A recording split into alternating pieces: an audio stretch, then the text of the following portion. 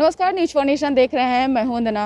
Corona के बढ़ते संक्रमण को देखते हुए पंजाब सुप्रीमो पप्पू यादव ने लगातार बिहार सरकार पे हमलावर हैं। इसी क्रम में आज फिर उन्होंने रेमडेसिविर दवाई को लेकर के एक बार फिर से बिहार सरकार के स्वास्थ्य व्यवस्था पर उन्होंने सवाल खड़ा किए हैं। साथ ही साथ उन्होंने ये भी कहा है कि जिस प्रकार से बाज़ारों में इसकी लूट हो रही है और कालाबाजारी किया जा रहा है, ऐसे में सरकार को आगे आकर इस पर ठोस कदम उठाने चाहिए ताकि जो ब्लैक में बेचे जा रहे हैं उन पर रोक लग सके, ताकि मरीज जो है हरकान हो रहे हैं दवाइयों को लेकर के, ऐसे में उन्हें आसानी से जो रेमडेसिविर दवाई है वो मिल सके। और अगर डॉक्टर जो सलाह देती है, ऐसी बात नहीं है कि कोरोना का सिर्फ इलाज रेमडेसिविर से ही होता है, इसके अलावा भी ऑक्सीजन की ज़रूरत होती है। साथ ही साथ साफ़ सुथरा जो है वो साफ़ सफाई को भी ध्यान देने की ज़रूरत है। तो अस्पतालों में इसकी कहीं भी कोई जो है सुध तक नहीं है, क्योंकि लगातार जो स्वीपर हैं या फिर कहा जाए तो कर्मचारी हैं वो लगातार पॉजिटिव हो रहे हैं। ऐसे में अस्पतालों में साफ़ सफाई भी नहीं हो पा रही है। तो स्वास्थ्य विभाग की व्यवस्थाओं को लेकर के लगातार पप्पू यादव हमलावर हैं। आगे आप सुनिए कि क्या कुछ कह रहे हैं।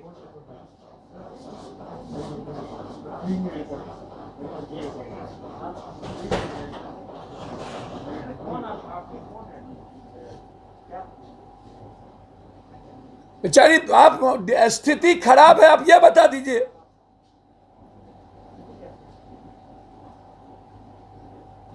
ये इतनी बुरी स्थिति है आप अंदाजा नहीं कर सकते। और उस पर कोई एम्बुलेंस पर कोई रोक टोक नहीं है। क्यों भाई? 12,000 एम्बुलेंस, 48,000 एम्बुलेंस लेंगे 4 अस्पताल के, उनको मनमानी है। भिकना पहाड़ी से एक शिवा हॉस्पिटल है, वहां पर सोनू है, वो लगातार चाहे डेक्सोना हो चाहे पैरासिटामोल हो, कॉमन आदमी को पप्पू यादव पहुंचाओ।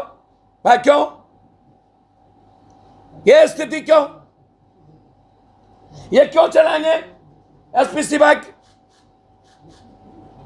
एकदम कंप्लीट इस पर बैन लगो, इस पर बैन करना चाहिए। जब कह रहे हैं एम्स के डायरेक्टर ये बीमारी का इलाज नहीं है, तो रेमडेसिविर को बैन करो। 40,000 35,000 में बिक रहा है। कोरोना के रूम में लैट्रिन बाथरूम वाला सफाई करने वाला कोई नहीं है। एनएमसीएच कोलैप्स कर गया। जांच रिपोर्ट 6 दिनों में आते हैं। लगभग लोग कह रहे हैं डाटा ऑपरेटर नहीं है, कहीं चिट्ठी पर चिट्ठी लिखी गई। ये चिट्ठी ये खुद पीएमसीएच के सुप्रिटेंडेंट चिट्ठी लिख रहे हैं। ये दोनों ये स्थिति है। बाहर सरकार और बाहर नेता, डॉक्टर काम करेंगे, पत्रकार काम करेंगे, कर्मचारी काम करेंगे, लेकिन मंत्री संतरी स्वास्थ्य विभाग का जो सीनियर पदाधिकारी है वो मैसेज करता है, कोई मैसेज उसको करता है तो वो कहता है कि मैं हेल्पलेस हूं, मेरे पास कुछ नहीं है, मैं हेल्पलेस हूं, मैं हेल्पलेस हूं। सुप्रीटेंडेंट कहता है मैं हेल्पलेस हूं। सरकार मस्त है, मैं हेल्पलेस हूं। कब तक नेपाल से मंगा ब्लैक में दिया जाए गरीबों को? और यदि रेमडेसिविर की जरूरत नहीं है, और मेरा कहना है कि सिर्फ ऑक्सीजन इंपॉर्टेंट है, जो होम क्वारंटाइन है, मैं डिमांड करता हूं होम क्वारंटाइन के लोगों को छोटा ऑक्सीजन सरकार उपलब्ध कराए। यह डिमांड है पप्पू यादव का।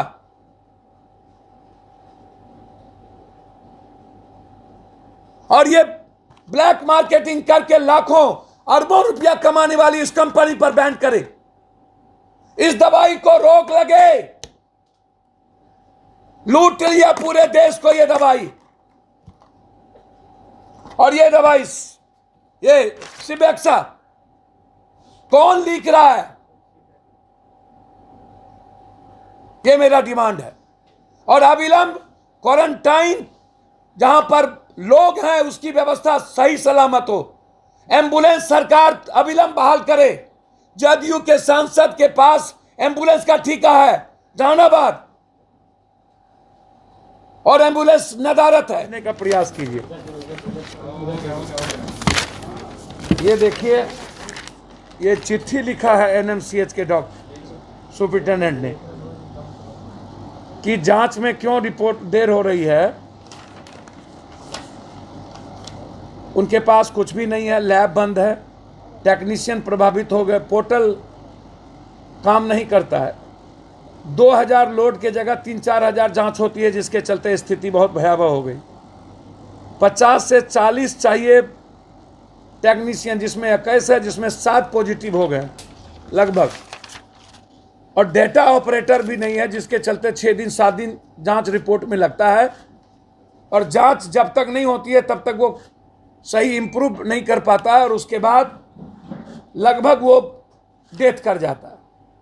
डाटा ऑपरेटर, आज पीएमसीएच के सुपरिटेंडेंट साहब ने भी कहा कि मेरे पास कोई डाटा ऑपरेटर नहीं है, मैंने लिखित किया है, टेक्नीशियन का अभाव है। लगभग लोग पॉजिटिव हो चुके हैं। ये पीएमसीएच के सुपरिटेंडेंट साहब ने कहा कि लगभग लोग हो चुके हैं। अब पोर्टल बंद रहता, आश्चर्य होगा आपको कि लैब भी बंद है। अब सरकार कह रही है कि हम एनएचएस वहां 500 हमने बेड कर दिया, और आप रेमडेसिविर दवाई आप वहां एक भी नहीं है। सुपरिटेंडेंट कह रहे हैं मेरे पास एक भी नहीं, इसकी जरूरत नहीं। एम्स के डायरेक्टर कह रहे हैं कि इस बीमारी में रेमडेसिविर नहीं लगेगा, हाईकोर्ट में उसने हल्फनामा दिया। सरकार 6 करोड़ रुपया में कहती है कि मैं खरीद रहा हूं। डॉक्टर इसकी लूट लगा दिया है लगभग, जो पेटेंट है। और जिसने भी ये फैक्ट्री लगाया, सिप्ला हो, यहां पर कोई संजय बबूना है, सिप्ला का यहां पर एक मैनेजर है आलोक, वहीं पर एक दीपक, ये लोग ड्रग्स इंस्पेक्टर और ड्रग्स डीसी एसी से मिलकर के 40-40 हजार रुपये में बेचवा रहे। 40-40 हजार में बेचवा रहे। आपको आश्चर्य होगा, एमजी रोड में इसकी नंगा नाच, जीएम रोड में 35,000, 40,000, 12,000। नेपाल से 100-150 फाइल हमको मंगाना पड़ा। लगभग लोगों की स्थिति यहां बुरी, इनके यहां स्थिति आप जानिए। इनकी वाइफ वीडियो है, वो सीरियस है। अब मैं मांग करता हूं कि अविलंब सरकार इस पैनिक रेमडेसिविर को पैनिक ना बनाए और इसको बैन करे। सॉल्यूशन है ऑक्सीजन, सॉल्यूशन है जांच, वेंटिलेटर भी सॉल्यूशन नहीं है, ऑक्सीजन सिर्फ सॉल्यूशन है। अब दूसरी दवाई, एक जगदीश नर्सिंग होम ये लिखना शुरू कर दिया, एसपी सिभायत ये लिखना शुरू कर दिया, और इसमें करोड़ों वो आलोक कमा रहे हैं, डॉक्टर आलोक। जो मन में आ रहा है ये चला रहे हैं। क्यों भाई? जब डेक्सोना है, उसके बाद उसका रिमेनिंग डेक्सोना के साथ क्या है मुन्ना बताओ? डेरी फाइलिंग है, विटामिन है। लूट लगी हुई है।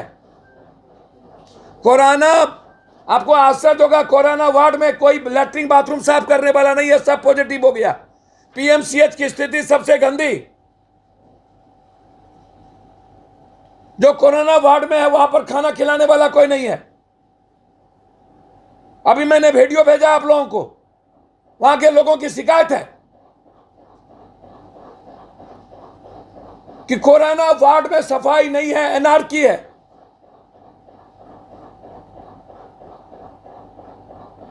सरकार गांजा भांग पी करके, पूरा नेता घर में मस्त है, भांग गांजा दारू हफीम, चुल्लू भर पानी में डूब के मर जाना चाहिए इन पॉलिटिशियन को।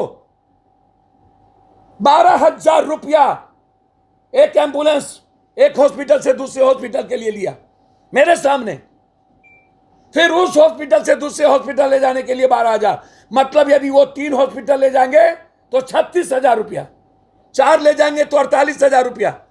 कितनी बुरी स्थिति है। मैं इनको लेट नहीं करूंगा क्योंकि आप ले निकलें। ये एक डोज पहले आप दिलवाएं, आप उसकी घबराएं नहीं। इसकी अब ये इतनी इंपॉर्टेंट है इनके जीवन के लिए। फिर मैंने सभी लोगों से आधार कार्ड मंगवाया है और मैंने ड्रग्स इनसे भी कहा आधार कार्ड भेजिए, और इनको ट्रस्ट है इसी की दवाई पर। अब मेरे पास उपाय क्या है? वीडियो साहब हैं, कहाँ के हैं? कहाँ के हैं जी? सिवान हुसैनगंज के वीडियो साहब। अब जब हमारे वीडियो सुरक्षित नहीं है क्या होगा?